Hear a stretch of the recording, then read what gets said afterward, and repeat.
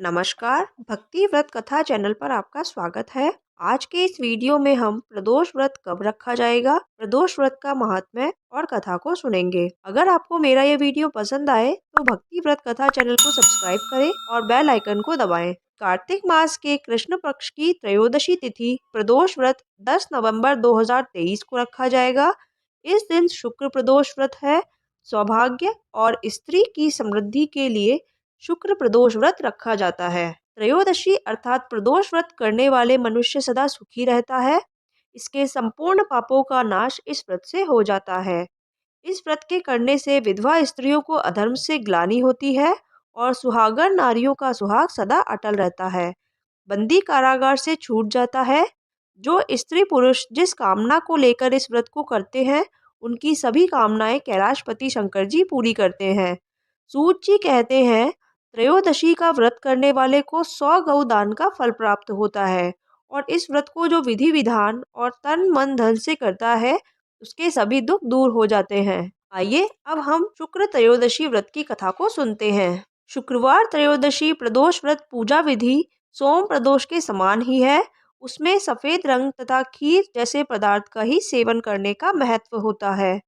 सूत जी बोले, प्राचीन काल की बात है। एक नगर में 3 मित्र रहते थे। तीनों में ही घनिष्ठ मित्रता थी।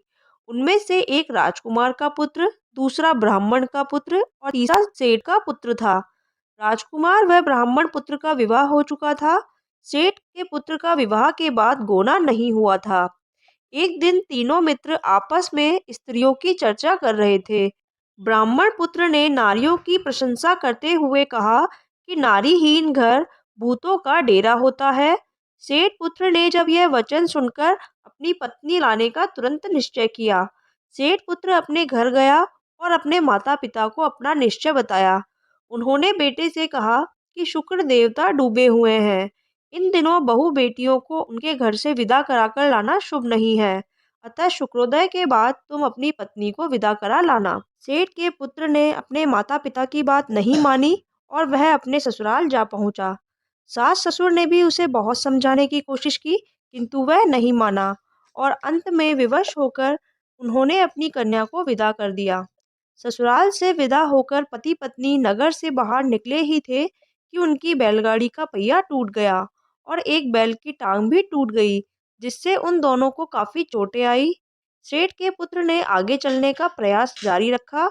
डाकू भी उनके सामने आ गए और वे उसका धन लूटकर ले गए।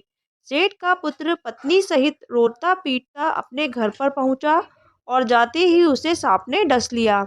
उसके पिता ने वैद्यों को बुलाया और उन्होंने देखने पर यह बोला कि आपका पुत्र 3 दिन में ही मर जाएगा।